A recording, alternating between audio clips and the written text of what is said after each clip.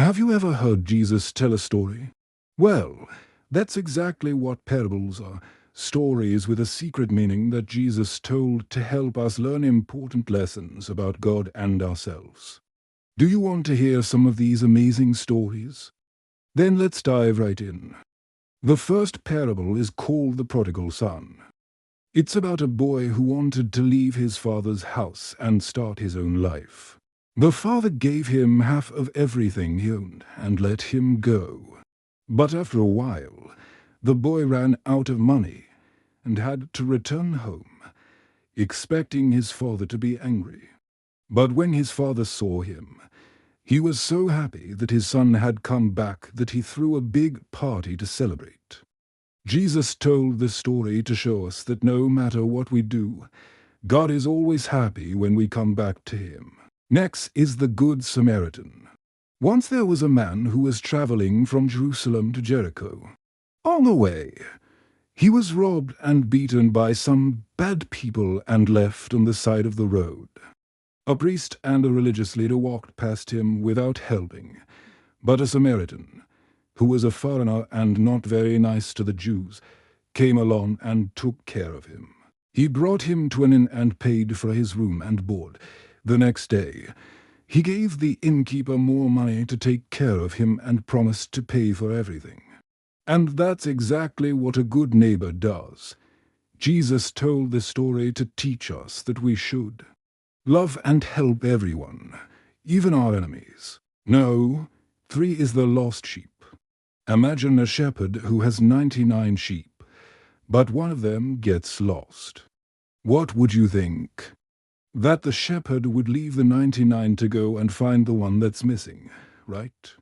That's exactly what the Lord does for us. When just one person turns away from Him, He is deeply saddened. But He doesn't give up. He goes after that person to bring them back. This story reminds us that no matter how far we may wander away from God, He will never stop trying to find us. Now let's hear about the sower. A farmer went out to plant seeds. As he was scattering them, some seeds fell on the path and were quickly eaten by birds. Others fell on rocky ground where they couldn't grow. Some fell on soil full of thorns, and others fell on good soil and produced fruit. The sower in this story represents the one who plants the seeds, which are God's word. The different types of soil represent the different kinds of people who hear the word. Some people are like the path, and the more they hear God's word, the more they turn away from Him. Others are like the rocky ground. They may seem to believe for a while, but they don't have deep faith. Some are like the thorny soil. They hear the word, but the worries of this world choke out their faith. But those who are like the good soil, they're the ones who truly believe and follow Jesus and know. 5 is the hidden treasure. Imagine finding a treasure chest filled with gold, silver and precious jewels hidden in a field. That's exactly what happened to a man who was working in his field one day. When he found the treasure, he was so excited that he sold everything he had and bought that field. In this story, the treasure represents the kingdom of heaven, and the man who found it represents those who will do whatever it takes to follow Jesus. The next parable is called the pearl of great price. A merchant was searching for beautiful pearls to sell in his shop. And one day he found a pearl of great price, worth a fortune.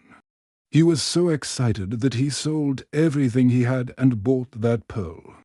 This story teaches us that following Jesus is worth more than all the money and possessions in the world. Next is the rich fool. A man asked Jesus, "What must I do to get eternal life?" Jesus told him to sell everything he had, give the money to the poor and follow him. But the man wasn't willing to do that, so he went home sad. The problem is that he loved his money more than he loved God. Now let's listen to the talents. A man was going on a trip, so he called his servants and gave them money to manage while he was gone. He gave 5 talents to one servant, talents to another, and 1 talent to the last one.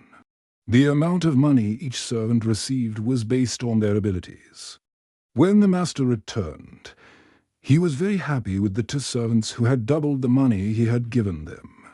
But he was angry with the servant who had only kept the money safe instead of putting it to work. This story teaches us that our gifts and abilities are called talents, and if we use them to serve God, He will be pleased with us. The next parable is called the 10 Virgins. 5 wise and 5 foolish virgins were invited to a wedding feast. All of them carried lamps. But only the wise virgins had extra oil. After a while, the bridegroom arrived, and the virgins who were ready went in with him to the wedding feast. The door was closed, and the foolish virgins were left outside. This parable teaches us that we need to be ready for Jesus' return at all times. And the last story is about the mustard seed. Someone asked Jesus, "What is the kingdom of God like? What can I compare it to?" Jesus replied, "It's like a tiny mustard seed. A farmer planted it in his field. It grew into a large bush and became a home for birds. The kingdom of God is like that. It started small, but now it is huge. Many people have become Christians because they heard the good news about Jesus. This story teaches us that even though something seems small, it can grow into something big and strong if we believe in God. Well, that's all the time we have for today. As you think about these wonderful stories, ask yourself, which parable touched you the most? Why? Don't forget to subscribe so you won't miss out on future videos. Remember, God loves you very much, and we'll see you next time.